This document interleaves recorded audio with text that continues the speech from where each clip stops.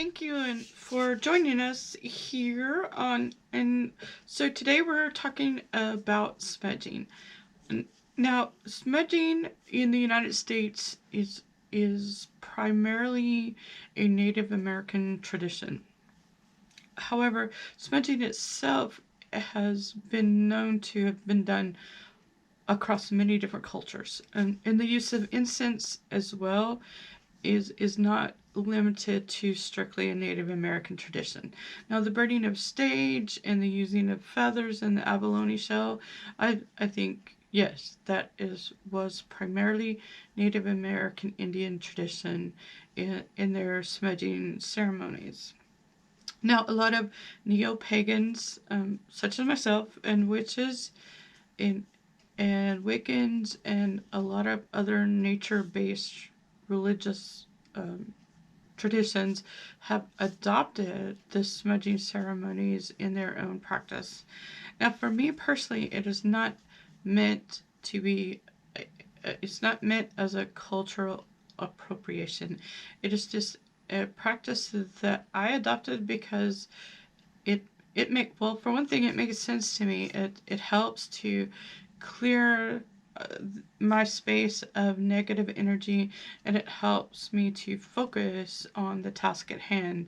And when I burn sage, it's usually primarily in the mornings, when I am doing my tarot card readings, my meditation, and my altar time, when I'm doing a devotional, well, for my deities at my altar. That is usually when I burn the sage. I also burn the sage to clear the space before ritual, and so to me, it's you want to clear that negative energy out of the space before you start, and B, it helps you to focus. So in our store, we carry several items that help you with your smudging practice. The first being feathers. We do carry the feathers. These are not true eagle feathers. They are dyed to resemble eagle feathers. We also carry the little abalone shells. This is a smaller shell, and it does have holes in it, which is something that I don't like. That it has holes in it, but you know, this is the way it came to me. The other thing that we have here is the white sage sticks. I'm going to read to you the packaging for this white sage. And it says, this smudge stick is made of 100% natural aromatic botanicals. Our sage is wildcrafted in a sustainable way. And it also says, the art of smudging has a long tradition with Native Americans, used to cleanse, protect, or heal. The herbs in the smudge have beneficial properties and help reconnecting with the power of our Mother Earth. And that right there says it all. That is why so many non-Native Americans have adopted this into their practice. Now, I do want to say a word about white sage. Now, there is a controversy surrounding white sage because it has been harvested in a very unsustainable way in California, and it has been very detrimental to the wild sage growing there. And so I trust Cheops International that this was not done in an unsustainable way. They have been around a long time, and they share some of the environmental concern that most nature-based religion people like myself, most pagans, most Wiccans, most witches, we are all concerned about the environment, and so I believe they share those sentiments in regards to environmental sustainability, and they would not sell it if it was harvested inappropriately. So just a note about that.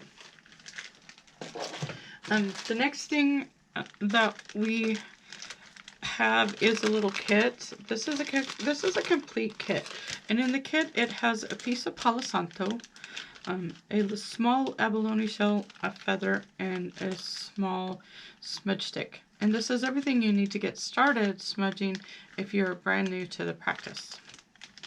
A word about Palo Santo. There is some controversial information going around about whether or not Palo Santo is an endangered species now.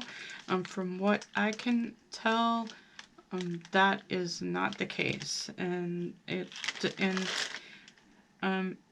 like I said, this distributor they share our concerns for the environment, so I don't think they would include it if it was inappropriately harvested. So there's that. And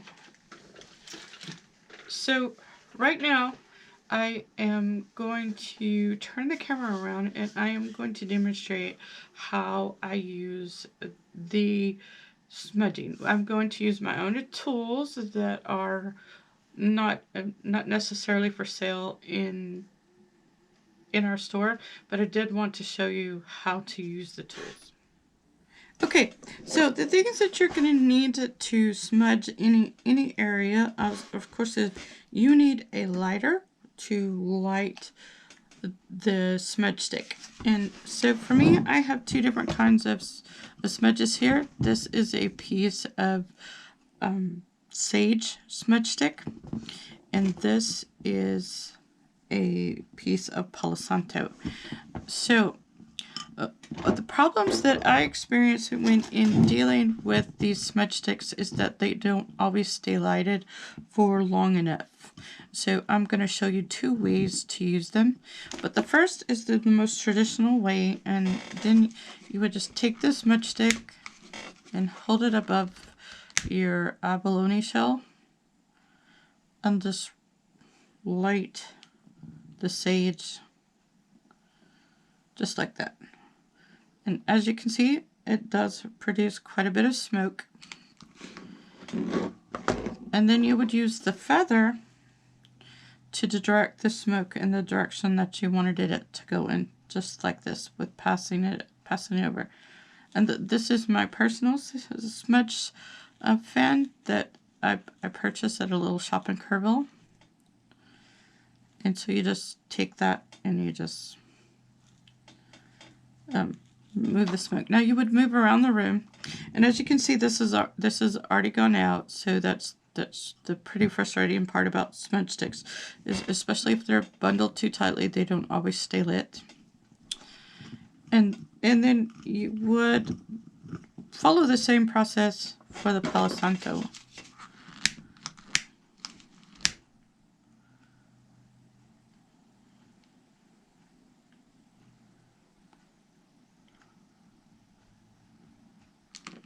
And it does produce quite a bit of smoke. And then you would just fan that flame, that smoke, wherever you want with the feather. This has the most beautiful aromatic scent, this Palo Santo. I really love the smell of it.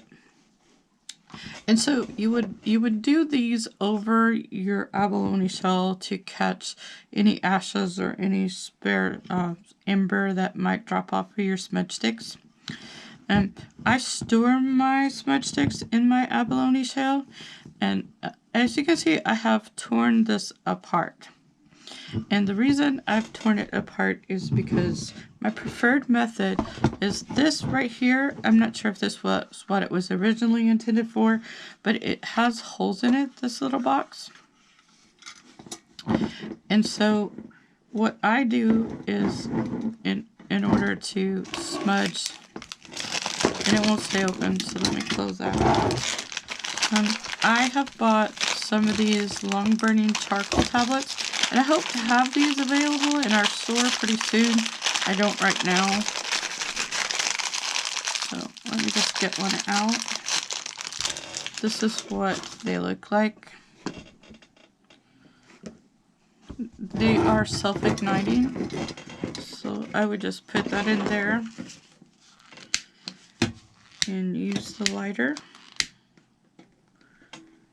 to light that piece of charcoal.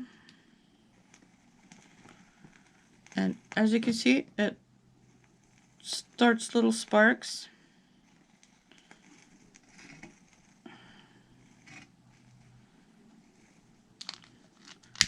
that go all the way across.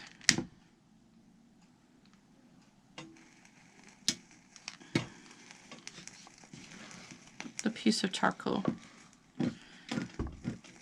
And and they basically ignite the charcoal.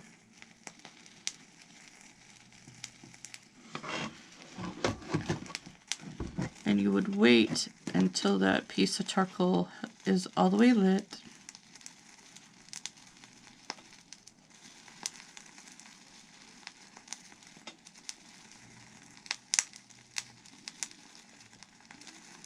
And you know it's all the way lit when it stops crackling.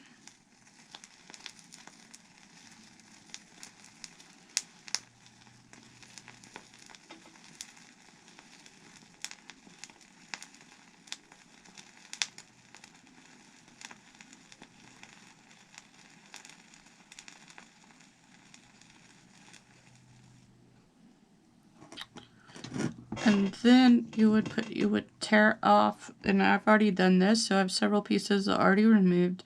This dried sage, and you would just put that on top of the piece of charcoal.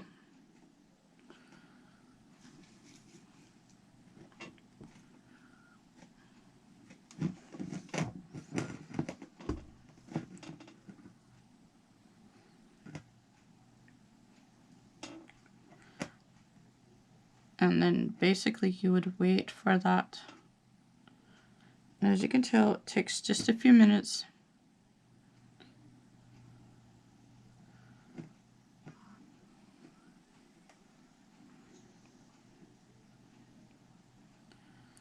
And I actually prefer this method over just igniting the smudge stick, because this produces more smoke that lasts longer.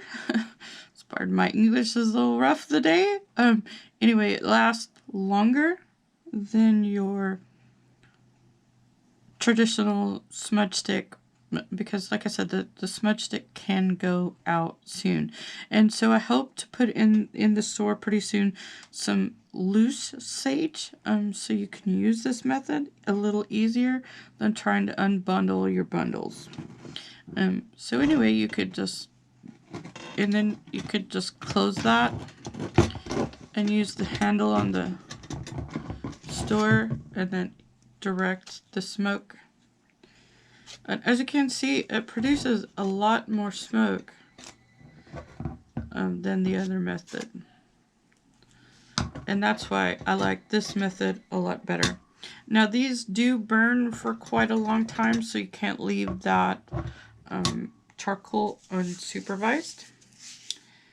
But that is my two methods that I use to smudge. Now, am I perfect about this? Am I the last resort, or am I an authority about how to smudge? Nope, I'm not. This is just what I do and what works in my practice. So I am hopeful that this has been helpful to you. I invite you to like and subscribe to the channel. And always, thank you so very much for watching. We appreciate your time and attention.